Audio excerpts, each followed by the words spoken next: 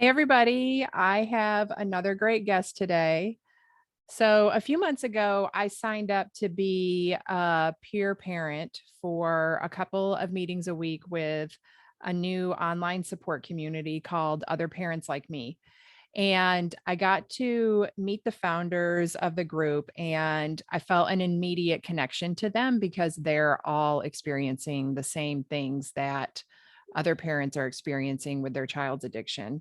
And so I felt this immediate connection with them. And then when I met our guest today for the first time, I just loved her energy because even though she's dealing with a child's addiction, she was just happy, and we had, a wonderful meeting. And I love seeing other parents who are happy and creating fulfillment in their life, even though they're going through these struggles with their kids. I think that that's so important that we get to see more of that in the world. And I really also admire that she saw a need and filled it. So, I mean, that was exactly what I went through a few years ago when I was dealing with my daughter's addiction. I felt really alone. And, like there weren't enough resources. And so, as soon as I was able to, I created my own resource. And I love seeing the way you created something completely different in that we got there different ways. But when we met, I realized like we had similar, very similar beliefs and about addiction and how to approach it. So it was just like a no brainer for me to decide to, sign up to be a peer parent. So, Casie, can you introduce us and introduce yourself to us and tell us a little bit about yourself and your story and how you ended up creating OPLM? Absolutely. So I'm Casie Fariello. I am the Chief Operating Officer of Other Parents Like Me. We also call it OPLM because I think in this recovery world, there's acronyms for everything. So that's our acronym. And I have three children who have had different paths of on their own that went through the teenage years. My oldest has severe anxiety disorder and PTSD. My middle boy, as you said, has addiction issues in the substance use arena. For him, it's anxiety based and fulfilling a need. There's it's all rooted in mental health anyway. For him, he feels that he's nothing inside, and the substances fill that need. And he did recovery for quite a while. He's in a kind of a I'm trying to figure this out phase right now as a 20-year-old. Totally understand that. And then my youngest is part of the LGBTQ community and is recovery for cutting. So I've had quite a few of, there's a lot of boxes checked off in my house. uh, and what I learned when we really, when it really got crazy in the house, and yes, the one with the substance use disorder was the most dramatic of everybody, running away and holes in the walls and flipping tables and always screaming at me. As soon as my husband walked out the door to go to work, like hell would break loose in the house, that kind of stuff. I've heard from other moms that's true for them too. I was the one doing all the researching and all the learning and all the where are we going to do? How are we going to do this? How are we going to afford this? How can we get help for ourselves? Heard about Al-Anon, started off with Al-Anon, and just felt that even through that, I was alone and just didn't want any. And I think that's why we're on this path together. I never want another parent to feel alone hiding in their house because of shame, stigma, and for whatever is going on with their kids. And I wanted to have a platform that they could be anonymous, safe, and with other people who get it. And that's where Other Parents Like Me came from. Yeah, I love that. we don't want any other parent to have to go through that alone. I think that, I've heard you say that connection is the key to hope, help, and healing.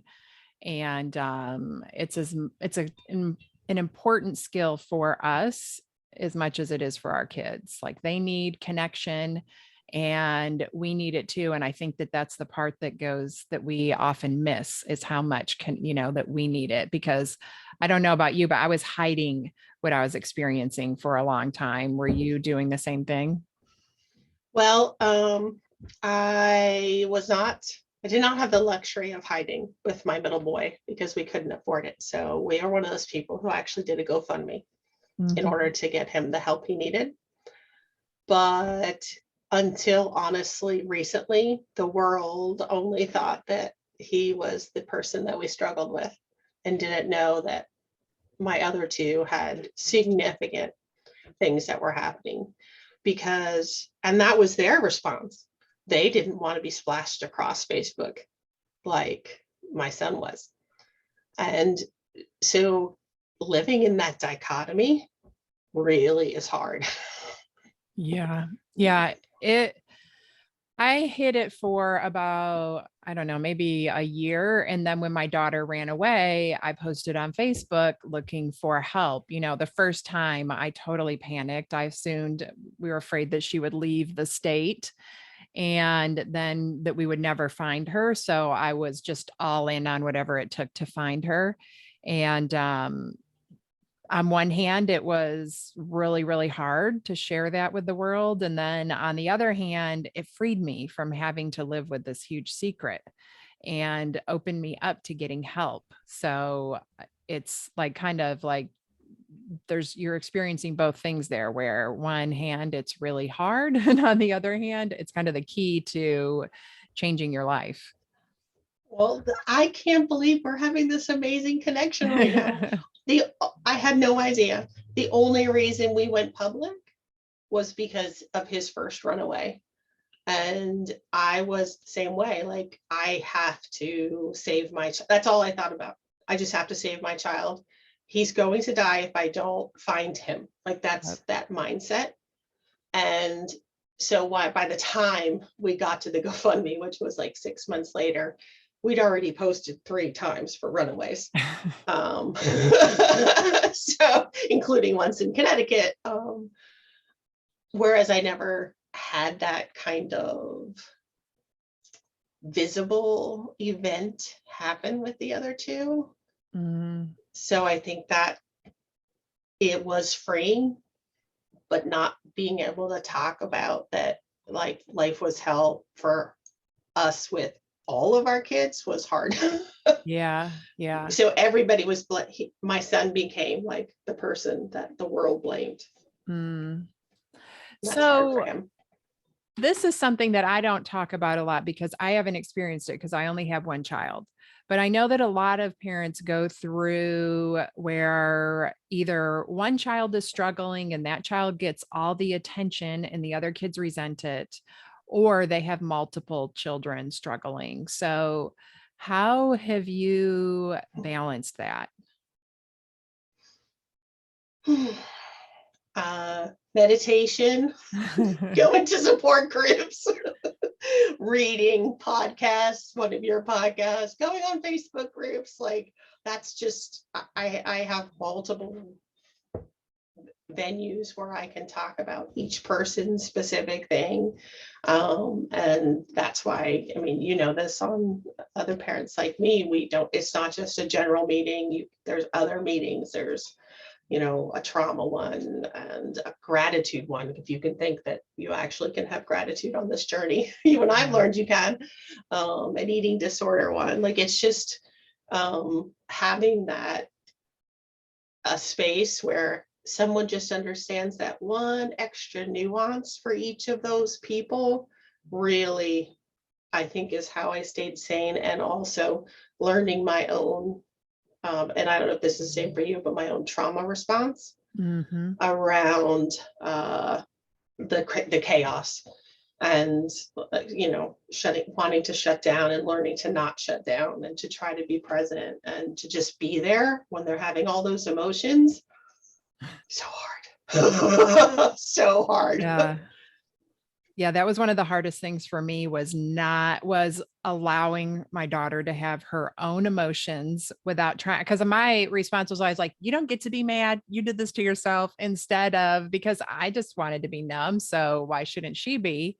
And that was already her struggle. It was like, it's a learned skill to allow your kids to have their own feelings and not fix them and just deal with the discomfort of it. But I think the key to that is, as you said, like learning your own trauma response and learning how to manage your own emotions.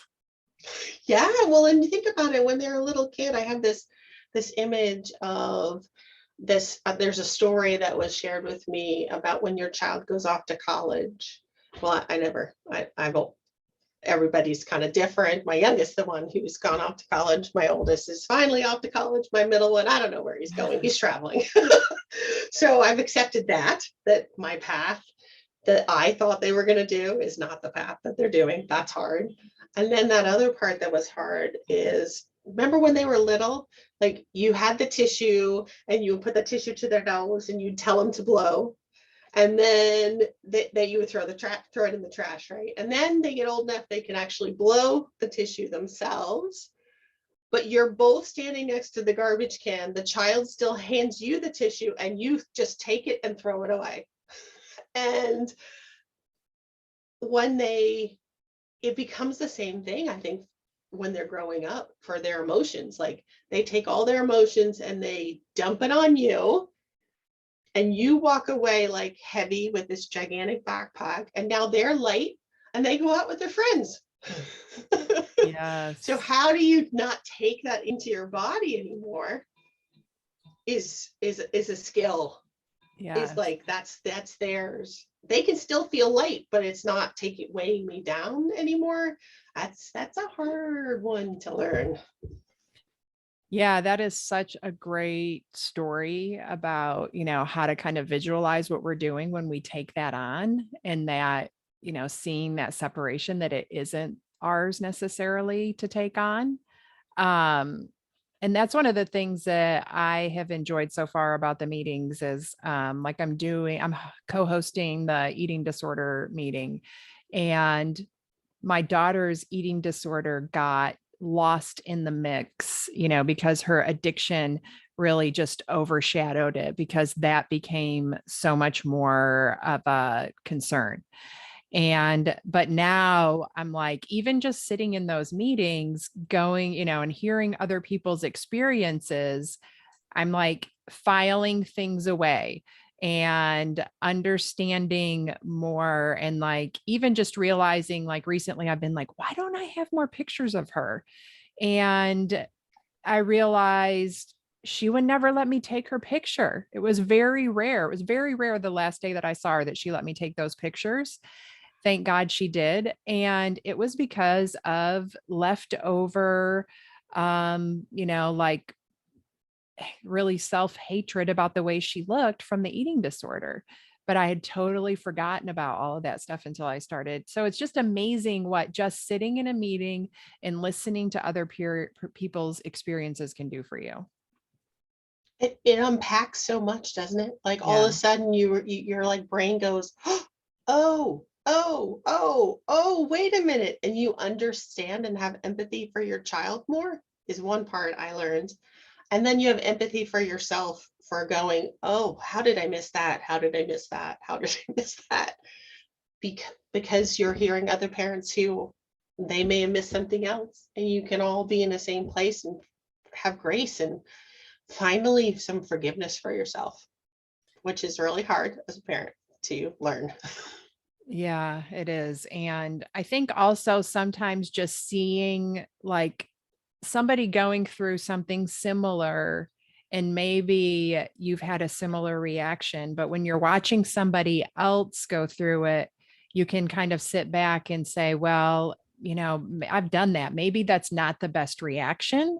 Instead, because you're watching it from a place where you're calm and not all emotional, instead of when you're in it, when your emotions are high and your thinking and reasoning skills are low, and you get that chance to see how you can handle things a little bit differently. You have that perspective, getting to listen to somebody else like that. Oh, yeah, absolutely. 100%. It gives you so much perspective. Yeah, and that's where that connection comes in. I think that there's just so much healing from getting to listen to other people that have been through the same thing that you have. So, let's talk about, so this is an online format, and so you attend the meetings through Zoom. So let's talk about the difference between paying to be a part of a group like this and attending an so-called free Al-Anon meeting. Okay. Well, and I did say that I started with Al-Anon, and I've done the 12 steps. I've had a sponsor, been super involved. And for me, I understand that Al-Anon is supposed to be free, but as we've talked about, I, they have the 7-step tradition where they pass the basket around, and I always had to have a couple dollars in my pocket so that I could put it in there, because it isn't, it's it's free if you can't afford it, but then the rest of us have to like make sure we're putting money in, because you have to pay for the space, you have to pay for the books to sell to those people who are new, you have to pay for the pamphlets, and making sure that your organization is supporting all of the Al-Anon service organizations. So I'm not saying trying to compare that, but um, we for me, if I learned actually that having a little skin in the game made a big difference for me. If I that there's like that value. And we settled where we are because, and you probably can even relate to this yourself, for your child, there's at least 5 people around them that's affected by what's they're going on with. Whether or not the rest of the world knows, they have grandparents that are affected, siblings that are affected, aunts and uncles that are affected, coworkers, if they have coworkers, their best friends all know what's going on. Mhm. And that's why we created it, so that 4 people can be touched by OPLM. So one pay stream, you get 2 Zoom accounts, 2 profiles. So you join yourself, you can send it off to a grandparents. If you're to a divorced couple, the other couple can have it if they're, each person has someone that's significant to them. And then that each of those profiles, now let's say there's two of you on that profile, a different meeting might appeal to you than the other person. Some meetings you might come to together. Some meetings you might want to go to the men's meeting, the women's meeting, the LGBTQ meeting, And so the goal is to make it feel that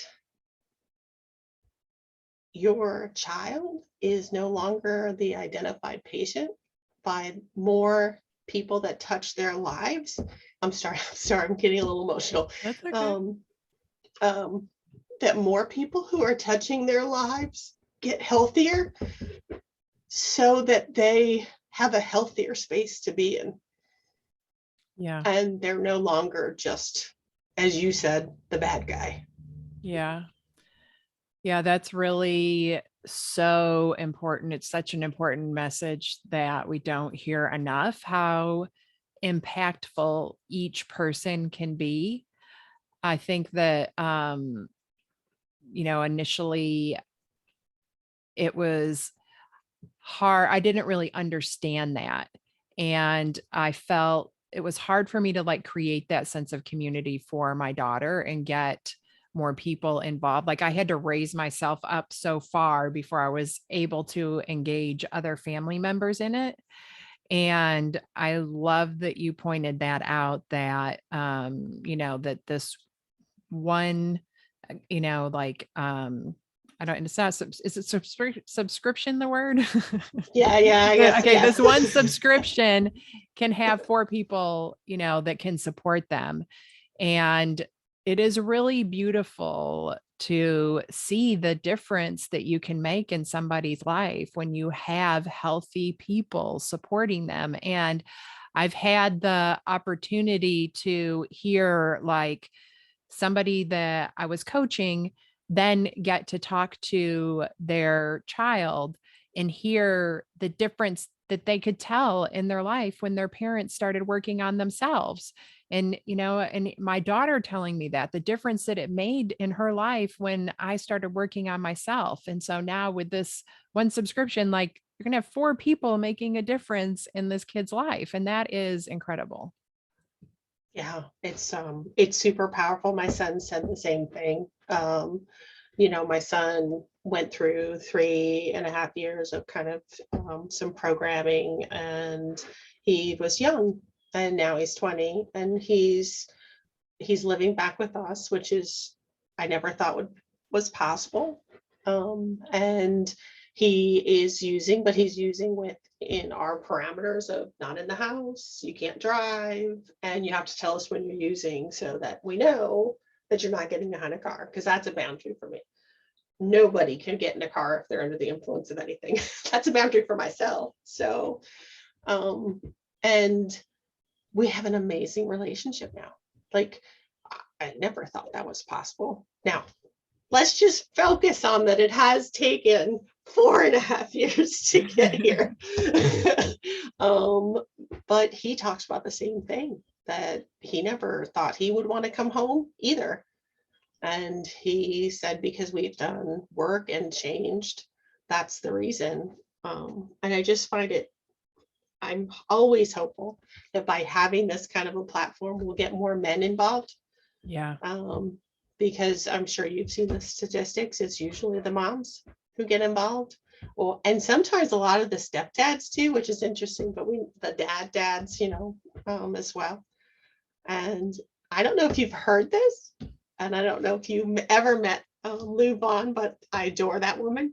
And she's a parent coach, and she shared with me that Ted Lasso is changing the world, and that she has more dads coming into support groups and her parent coaching and being present. So my hope is Ted Lasso will help OPLM in the end too. I love that. I love Ted Lasso. Me too. Yeah, that's just really beautiful to think about. And definitely we need to get more dads involved. My group used to be just for moms. And then I was like having some dads wanting to I'm like asked if they wanted to open it up. And I was actually really happy with how many of the moms were like, yes, they need a place too. And so, but OPLM, you have some just men's meetings. Yeah, that's wonderful. Yeah. And then I agree with you too about going back to what we were talking about with Al-Anon. Like, for one thing that I like about other parents like me is that you're going to get the same structure and kind of know what to expect in every meeting versus when I went to Al-Anon, I did the same thing. I worked the steps. I had a sponsor. I went to open AA meetings. I was very, very involved for like 5 years. And then I moved, and trying to find a new home group, like every group was different. And you never knew what you were going to get when you went to a meeting. And so what I like about this is, what you're going to get at every meeting. It is you know, there's the structure there, and you can count on that. You're going to get a quality meeting every time. Yeah, thank you. That was a big inspiration for me, was to have it, because I know that I center myself better into a space if there's like that first 10 minutes is all like expected stuff is going to happen, and I'm going to learn a little self-care with a little meditation, and I'm going to hear a topic that speaks to me, or a tool, a tool that I can use as a parent, like, with my child. Like, that's huge. Yeah. how many times that's the other, I mean, I'm not trying to knock Al-Anon, but that's one of the other things. Like I learned self-care through Al-Anon, but I didn't learn tools for my kid. It was more like detach. And this has given me, and that's kind of where we're coming from. We have lots of different things in there: Melody Beatty, smart recovery, craft. I don't know if you know all these things, but even some Al-Anon sprinkled in there and some daily Om kind of stuff. And so that there's always something for you to walk away and go, either look at, reflect on yourself, or go, ooh, I can use that with my kid to help myself self-regulate in the moment and see the positive and not just the negative in them. Yeah. Yeah. And I also agree that it is very important to have some skin in the game, to invest in yourself. Like we're not taught that enough. That like I used to do free calls the first time. And like most of the people didn't show up. Then I just started charging small amounts, $17. Everybody shows up. Then they're showing up for themselves, right? Like it's just, and it is a very small investment, I think, for the value you're getting for the other parents like me subscription. So it is, we need to invest in ourselves more, even not just financially. Like you make the financial commitment, and then you're more likely to keep your time commitment to yourself, to show up for yourself. Like I had to be taught that when I went to counseling for years without making much progress, because I was like showing up that 1 hour a week, and I was showing up late, and I was stressed out when I got there because I was late. And then I was thinking about leaving early because I was prioritizing my work, and then I had to learn like that is like my sacred time. And I need to actually do, like put the things to use in my life that my counselor was asking me to do, like reading the books, like investing more than that 1 hour a week in myself that I was barely even invested in before. So I think that that's another like important thing to get out of this. Like we have to invest in ourselves, time and money.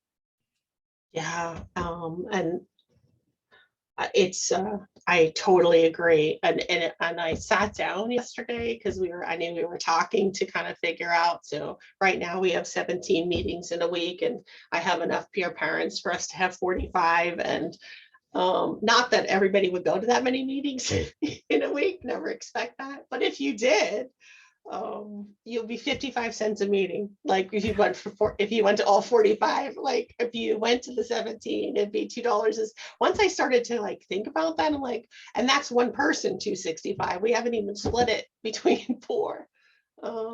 So I just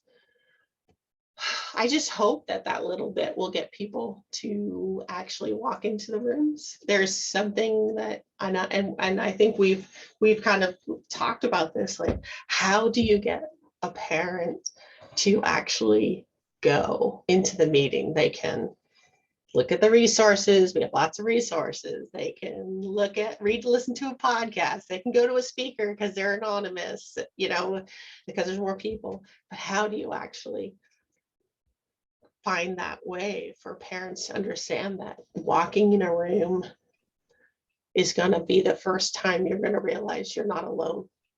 Yeah. And once you see you're not alone, for me, that was when I actually started to come out of the dark and do, like you said, read more of the books and really invest in myself, because I saw other people around me who were smiling and I'm like crying. Yeah. I want what they have. Yes. Yeah. And it's so vulnerable to reach out to get help and to go to a meeting for the first. I can still remember my very first Al-Anon meeting. My Helena was she was just a baby. She was under 2. And her dad's an alcoholic, and I was going because of that, relationship. And it was just, I was so resentful about having to spend my time for his problem. And I find, the more I kept going back, the more I learned like, oh, this is really for me. I'm so, so glad that I took that vulnerable step to go to that first meeting, because that was really laid the foundation for me to invest in myself more in the future. But it really does take a lot of vulnerability just to show up, but it is so worth it. Like it's like getting through that fear. It's the same thing we want our kids to do. Like we want our kids to go to these strange places and go to these meetings and go to these rehabs, and they are scared to death to do it. And so like we've got to put ourselves, do the same things that we want our kids to do. And that's just a small step in that direction by walking into a meeting Oh, wow. virtually. Yeah, I hadn't even thought about it that way. Like, that's true. Like, by doing that, aren't we walking the walk that we're asking our kids to do and talking the talk that we're asking? So we can actually have a common language Yeah, with them. absolutely. So one thing that I've noticed that you might not even really, because you're used to being around other parents who have had kids in therapeutic boarding school or other programs that I didn't even really know existed until we started talking. And you guys just talk about different things. I'm like, I never even heard about that before. So what are some of the boundaries that help you be able to like have your son at home? Because so many people feel like their only option is to their child has to be completely sober or they can't be at home. But you have some interesting boundaries that I think are really helpful. Mm, that's a great question. The program that John was in before would not agree with me about him being home, just so you know. But that's okay. It is because I've learned my own language. I've learned about being able to be positive and comment on the moments that like his eyes are clear or he's cooking dinner for us or those kinds of things. I've learned that language. And being able to sit down and have the tough conversations. If I could reverse time and we weren't in such crisis, if we were he was using and we had a decent relationship, we did not. This was not possible for us. But even now, we do work. We have family therapy. He has individual therapy. I have individual therapy. I go to support groups that I started, plus I go to OPLM support groups, so that I'm taking care of me around the fact that I have someone in my house who uses. I don't know if that makes sense or not, but Yeah.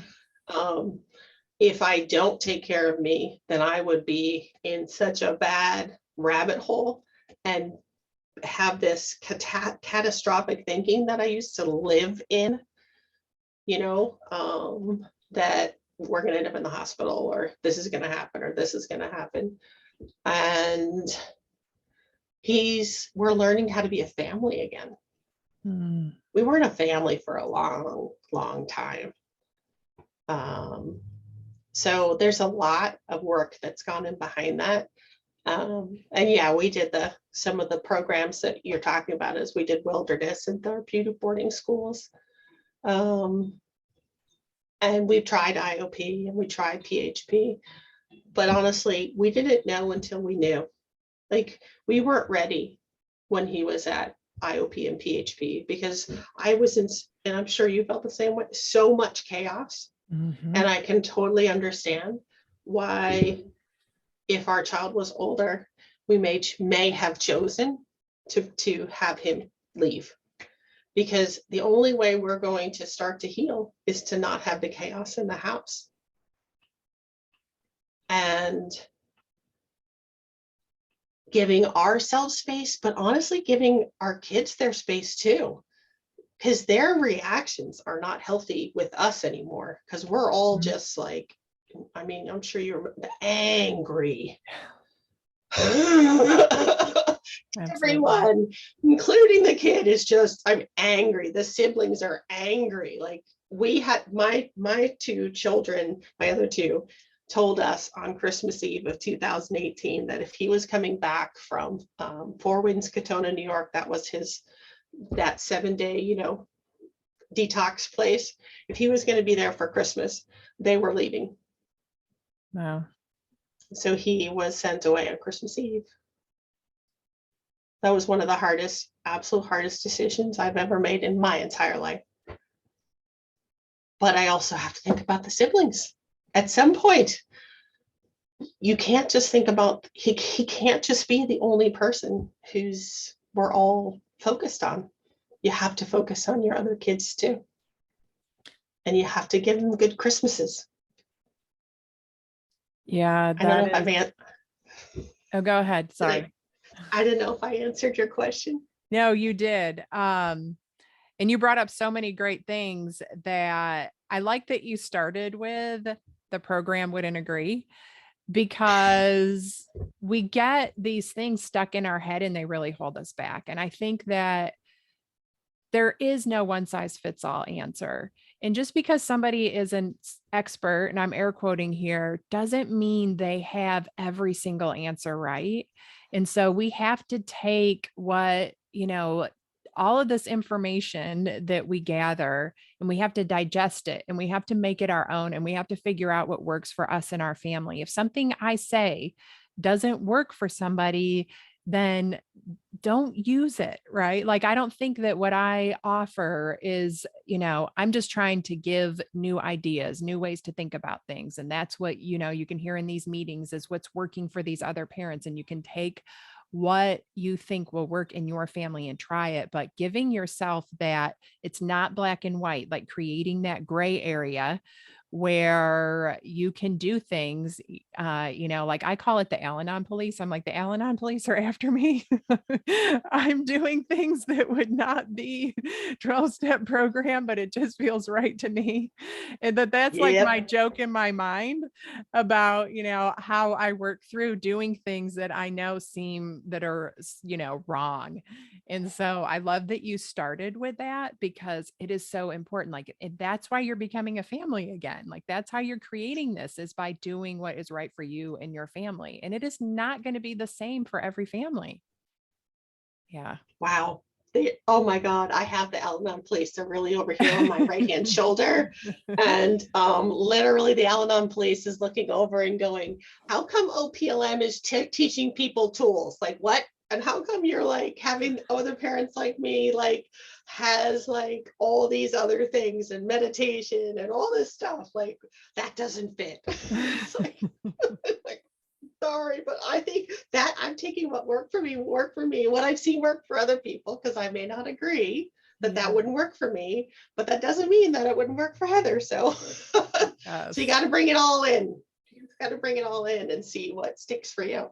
Absolutely. Yes. This was so good. Okay. I have one more question before we wrap up. Because I could talk forever. Me too. It's so nice to have someone to talk to about this stuff. It is. So like, I'm sure you had a vision when you started OPLM, and, you guys are making that happen, but like, have you had any positive byproducts, like anything unexpected that you're seeing? You're like, oh, I didn't even think that that was going to happen, but it's been amazing. Yeah. Honestly, I met you. I love that. I've met your friend, Beth Syverson, Yes. through the Safe Home podcast. I've met Dr. Will White. I mean, I can't even go on and on. Like, I went to the National Association of Therapeutic Schools and Programs. I ended up with COVID, but I still met people. One of the things, and I'm gonna start crying, that I love about the recovery world is it's so opposite of the business world. Mhm. Everybody helps each other, because no matter how many parent coaches, support groups, therapists, Al-Anons, Nar-Anons, Smart Recovery, Learn to Cope, whatever, there's never going to be enough for the amount of kids and families that have struggle in their homes. Yeah. It's just not possible. Yeah. So sorry, I got me, but it's just No, the only way we I can do it love is for that. all of us together. Yeah, I love that. And it's so true, because I was just thinking like, I just want to be able to help more people. And that was, one of the reasons that I signed up to do the peer parenting. But then I didn't even think about meeting all the other peer parents and how much of a supportive community we have within that. And then with meeting you and how, like I was just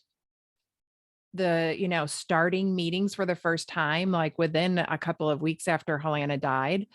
And we were doing a practice meeting and I panicked when it came to time for me to introduce myself.